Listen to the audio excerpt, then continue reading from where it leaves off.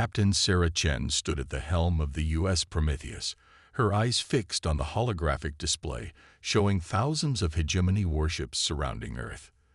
The experimental vessel represented humanity's last hope, a desperate gamble combining cutting-edge human innovation with fragments of recovered alien technology.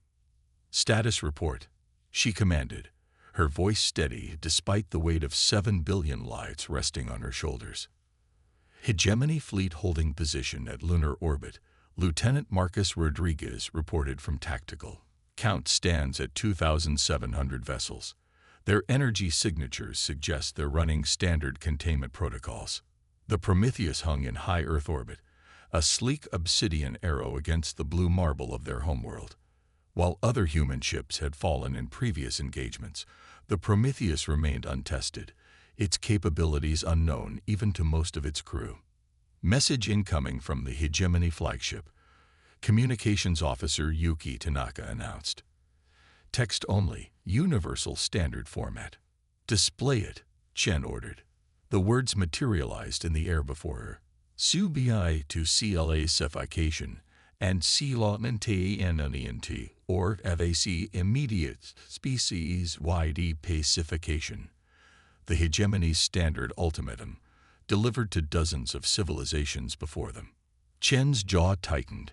The Hegemony claimed to maintain galactic order through strict classification of species and rigid containment of those deemed destabilizing. Humanity, with its rapid technological advancement and unpredictable nature, had been labeled a Class 1 threat requiring immediate neutralization. "Dr. Walsh, are the quantum systems ready?" Chen asked, addressing the ship's chief scientist. "As ready as they'll ever be," Walsh replied from engineering. "The probability drives are stable, but we've never tested them in actual combat conditions. The simulations suggest." "The simulations don't matter anymore," Chen interrupted. "We're out of time and options. This is humanity's last stand." She turned to face her bridge crew. The finest minds Earth had to offer, chosen not just for their skills, but for their ability to think beyond conventional boundaries. "The Hegemony believes they understand us," Chen continued. "They think they can predict and control us because that's how their empire has functioned for 10,000 years. Every species they've encountered has either submitted to their classifications or been destroyed. But they've never faced humans before." The Prometheus's systems hummed to life, its revolutionary quantum core beginning to alter the very fabric of probability around the ship. Unlike conventional vessels that relied on predetermined combat patterns, the Prometheus could exist in multiple probable states simultaneously, making it impossible to predict. "Send our response to the Hegemony," Chen commanded. "Tell them, humanity rejects your classification. We choose our own destiny." The bridge crew tensed as the Hegemony fleet began to move, their formations perfect, their tactics honed over millennia of unopposed dominance.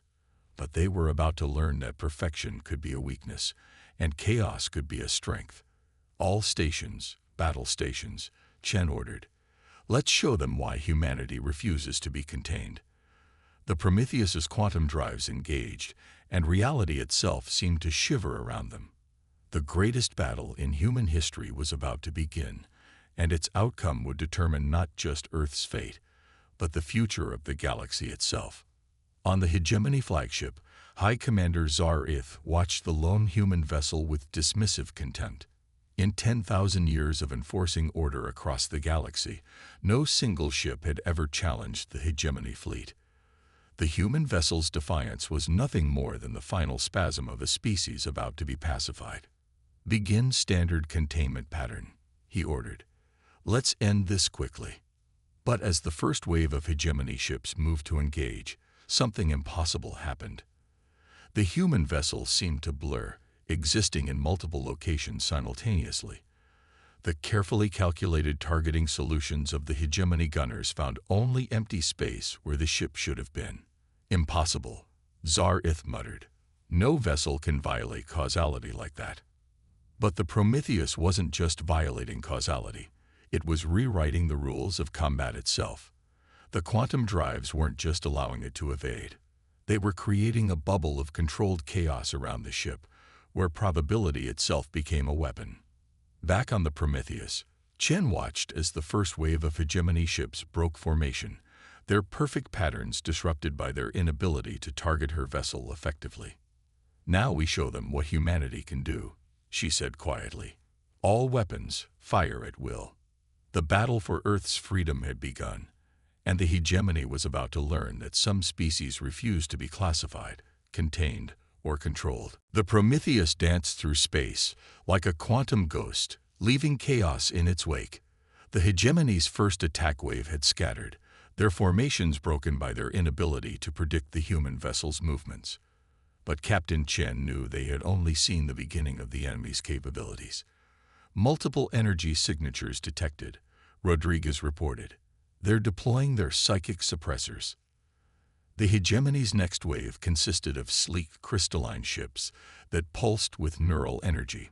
These vessels specialized in shutting down the cognitive functions of enemy crews, turning them into passive observers of their own defeat. It was a strategy that had worked countless times against other species. "Dr. Walsh," Chen called out. "Time to show them our next surprise." In the engineering section, Walsh activated the ship's neural quantum interface. Unlike traditional psychic defenses that tried to block external influences, the Prometheus took a uniquely human approach. The crew's consciousness existed in a quantum state, their thoughts moving through probability space, just like the ship itself. The crystalline ships fired their suppressors, but instead of finding minds to dominate, they encountered an impossible puzzle. The crew's thoughts existed everywhere and nowhere, following patterns that defied the rigid logic of hegemony psionics. On the hegemony flagship, Zar-Eth received increasingly desperate reports from his psychic warfare division. "High Commander, we cannot establish contact with their minds. It's as if they exist in multiple mental states simultaneously. Our suppressors are useless." For the first time in his long career, Zar-Eth felt something approaching uncertainty. The humans weren't just resisting their tactics, they were completely negating them. "Deploy the cybernetic warfare units," he ordered. If they couldn't control the humans' minds, they would seize control of their technology. Massive cube-shaped vessels moved forward, their surfaces crawling with quantum computers designed to penetrate and override any known computer system. But the Prometheus had another surprise waiting. "They're attempting to access our systems," the Prometheus's AI announced, its voice carrying an almost amused tone. The ship's artificial intelligence wasn't a traditional computer system, but a quantum consciousness that evolved in real time, creating and discarding defense protocols faster than the hegemony systems could analyze them. "Show them what human creativity looks like," Chen commanded. The AI launched a counterattack that transformed the hegemony's own cyber warfare protocols into weapons against them. The rigid, predictable nature of their programming became a vulnerability as the Prometheus's quantum AI introduced chaos into their systems. Cube ships began shutting down, their perfect logic corrupted by paradoxes and impossible calculations that their systems couldn't resolve. The hegemony's greatest technological advantage had been turned against them by an AI that thought more like a human than a machine. "High Commander," Zar-Eth's second-in-command reported, "we're losing entire battle groups to system failures. Their AI, it's not following any known protocols. It's evolving faster than our systems can adapt." Zar-Eth stared at the tactical display, watching as centuries of hegemony superiority were systematically dismantled by a single human vessel. But he wasn't ready to admit defeat. Not yet. "Bring forth the world breakers," he commanded. "Let's see how they handle our ultimate weapons." Back on the Prometheus, Chen watched as massive ships emerged from the hegemony fleet's rear lines. These vessels carried weapons capable of shattering planets, technologies so dangerous that the hegemony had only used them twice in their entire history. "Dr. Walsh," she called out, "are we ready for Phase 3? "The quantum field is stable," Walsh replied. "But what we're about to attempt, it's never been done outside of theoretical models." Chen smiled grimly. "That's humanity's specialty, isn't it? Doing the impossible." The world-breaker ships began charging their main weapons, reality itself warping around their energy builds. But the Prometheus wasn't going to try to evade these attacks. Instead, it was about to attempt something that would redefine the very nature of space combat. The battle had entered its next phase, and the hegemony was about to learn that humanity's greatest strength wasn't their technology or their unpredictability. It was their willingness to push beyond the boundaries of what everyone else thought possible. The world-breaker ships loomed before the Prometheus, their planet-crushing weapons gathering enough energy to tear reality itself. Captain Chen watched the energy readings climb on her display, each spike representing enough power to shatter a continent. Dr. Walsh, initiate quantum inversion, Chen commanded. Everyone, brace for phase shift. The Prometheus's quantum core began to pulse with a new frequency. Instead of using its probability field to evade, the ship was about to attempt something unprecedented. It would exist in a state of quantum superposition with the world-breaker's weapons themselves. High Commander, an officer reported on Zareth's bridge, the human vessel. It's altering its quantum signature to match our weapon frequencies. Impossible, Zareth snapped. No species has ever. He trailed off as he watched the impossible unfold before him. As the world-breakers fired their devastating weapons, the Prometheus seemed to merge with the energy beams themselves. The human ship's quantum field synchronized with the planet-killing energy, turning the attacks into an extension of its own existence. Quantum synchronization complete, Walsh announced, his voice strained. We're riding their own weapon signatures. The Prometheus surfed the waves of destructive energy, using the hegemony's own power against them. The world-breakers couldn't cease fire without risking a catastrophic feedback loop, and they couldn't maintain their attack without empowering the human vessel. Their fleet formation is compromising, Rodriguez reported. The world-breakers are being forced to withdraw to prevent self-destruction. Chen nodded. Time to show them the real surprise. Lieutenant Tanaka, broadcast on all frequencies. Let every ship in their fleet hear this. Tanaka opened all channels, and Chen's voice rang out across space itself. Attention hegemony vessels. Your hierarchy has lied to you. They claim order comes from control, that peace requires submission. But look at how one ship, one human ship, has broken your perfect formations. We offer you a choice.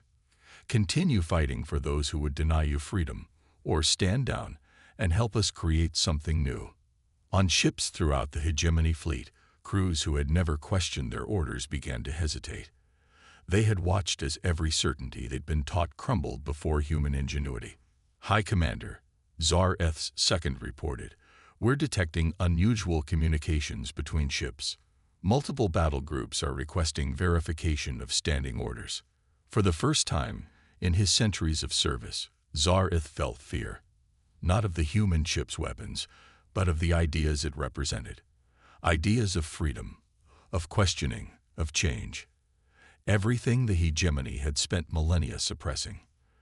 The Prometheus's quantum field expanded, creating a sphere of probability fluctuations that disrupted the rigid formations of the hegemony fleet. In this space, their perfect order became a weakness, their unity became a vulnerability. Their command structure is fragmenting, Rodriguez announced. Multiple ships are breaking formation. Some are. They're turning their weapons on their own command vessels. Chen watched as the mighty hegemony fleet began to tear itself apart, not through overwhelming force, but through the power of choice, something the hegemony had denied its people for too long. Your greatest weakness, Chen broadcast to the fleet, is believing that strength comes from conformity. Humanity isn't strong because we're all the same. We're strong because we're different, because we question, adapt, and change. The battle had transformed from a fight for survival into a revolution. Ships throughout the hegemony fleet began to power down their weapons, their crews making individual choices for the first time in their lives. Zareth watched helplessly as his perfect military machine disintegrated. The humans hadn't just defeated his weapons, they had done something far more dangerous. They had introduced chaos into a system that required absolute order to function. The battle for Earth had become something more, the beginning of a transformation that would reshape the galaxy itself. And it had started with one ship, one crew willing to challenge the impossible. Throughout the hegemony fleet, a revolution of consciousness was spreading faster than any quantum signal. The rigid hierarchy that had maintained control for millennia was crumbling in the face of human defiance. But Captain Chen knew the fight wasn't over. Desperate powers strike hardest when cornered. Multiple transmission bursts detected, Tanaka reported. The hegemony command ship is broadcasting override codes to their fleet's neural networks. Chen watched as ships that had begun to break away suddenly froze in space, their crews fighting against automated systems designed to ensure absolute obedience. Zar-Eth was playing his final card, direct neural control of his forces. "Dr. Walsh," Chen called out. "Are you seeing this?" "Already on it, Captain," Walsh replied. "Their override systems are sophisticated, but they're based on predictable patterns.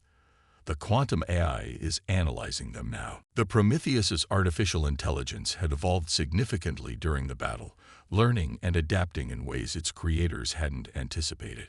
It wasn't just processing data anymore. It was understanding the fundamental patterns of control that kept the hegemony in power. "Neural override patterns decoded," the AI announced. "They're using a quantum-locked frequency to suppress individual thought. But there's a flaw in their approach."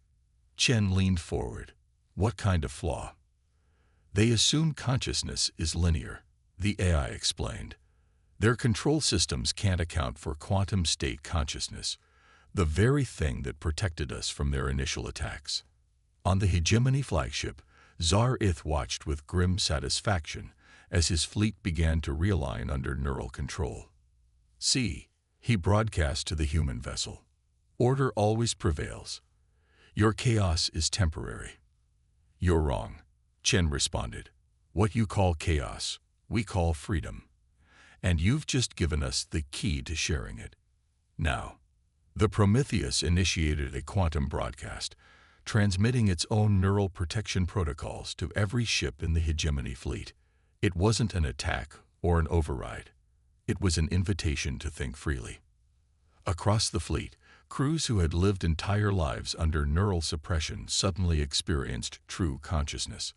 The quantum broadcast didn't control them. It freed them to make their own choices. "High Commander," Zar-Eth's officers called out in panic. "The override codes, they're being rejected. Ships are dropping out of formation everywhere." The revolution that had started with ideas was now spreading through the very neural networks meant to prevent it. The hegemony's own communication systems became conduits for freedom. "Multiple ships are powering down weapons," Rodriguez reported. "Others are establishing direct communications with each other, bypassing command protocols." Chen watched as the mighty hegemony fleet transformed before her eyes. Some ships maintained their positions, their crews choosing to stand with their commanders. Others moved to form protective screens around vessels that had already declared independence. "Your people are waking up," Chen broadcast to Zar-Eth. "They're choosing their own path. You can either accept it and help build something new, or watch as your empire crumbles around you." The choice now lay with the hegemony commander. His perfect system of control had been shattered not by superior firepower, but by the simple act of showing people they had a choice. In engineering, Walsh monitored the quantum readings with amazement. "Captain, the neural patterns across the fleet, they're stabilizing into something new. It's like watching evolution happen in real time." The battle had become a transformation. The hegemony fleet was no longer a single entity moving in perfect synchronization, but thousands of individual ships whose crews were experiencing true free will for the first time. As the chaos of freedom spread through the fleet, Chen realized that humanity's greatest victory wasn't defeating the hegemony. It was showing the galaxy a new way to exist, not through rigid control, but through the beautiful unpredictability of choice. High Commander Zar-Eth stood on his bridge, watching as millennia of perfect order transformed into something new. His flagship now floated alone, abandoned by the fleet that had once moved as one under his command. Before him, the Prometheus held position, a symbol of everything the hegemony had feared about humanity. "Your choice, Commander," Captain Chen's voice came through on all frequencies. "Will you help us build a new future, or will you force us to end this with more bloodshed?" In that moment, Zar-Ith saw the truth that the hegemony had spent thousands of years denying. Control wasn't strength, it was stagnation. The humans, in their beautiful chaos, had achieved more in one battle than the hegemony had in centuries of enforced peace. He began, his voice carrying the weight of history. "I stand down." Throughout the vast sphere of space around Earth, weapons powered down. Ships that had been enemies moments before began the delicate process of communication, of understanding. The quantum neural network that had once enforced obedience now carried messages of cooperation and change. On the Prometheus, Chen watched as the tactical display transformed from a battle map into something unprecedented, a spontaneous reorganization of the most powerful fleet in the galaxy. "Captain," Tanaka called out, "we're receiving messages from hundreds of ships. They're asking for guidance on establishing a new framework for cooperation." Chen smiled. "Tell them the first step is simple. Talk to each other. Not as commanders and subordinates, but as equals." The space around Earth became a laboratory for a new kind of galactic society. Ships clustered in informal groups, their crews experiencing the first tastes of true autonomy. The rigid formations of the hegemony gave way to organic patterns of association and cooperation. "Dr. Walsh," Chen called out, "how's our quantum core holding up?" "Stable," Walsh replied. "But more than that, it's evolving. The interactions with the hegemony tech, the neural networks, we've created something entirely new, a template for combining order and chaos." The Prometheus had become more than a warship. It was now a bridge between two ways of thinking, its quantum systems demonstrating how structure and freedom could coexist. In the hours that followed, representatives from Earth joined the discussions. Humanity's first official contact with galactic civilization wasn't as conquered subjects, but as architects of a new order. "You asked me earlier why humans refuse to be contained," Chen broadcast to the assembled fleet. "It's not because we're chaotic or destructive. It's because we understand that true strength comes from growth, and growth requires freedom." The hegemony sought to preserve civilization by freezing it in place. We choose to let it evolve. Former hegemony crews, their neural constraints removed, began sharing stories of worlds and species they had helped suppress. Each revelation became an opportunity for healing, for restoring connections that control had severed. Zar-Ith, no longer a commander but a participant in the change, joined the discussions. Centuries of experience were valuable, he discovered, when used to build rather than control. "We feared change," he admitted to Chen during a direct communication. "We saw the galaxy as something to be contained, preserved. You showed us it's something that must grow."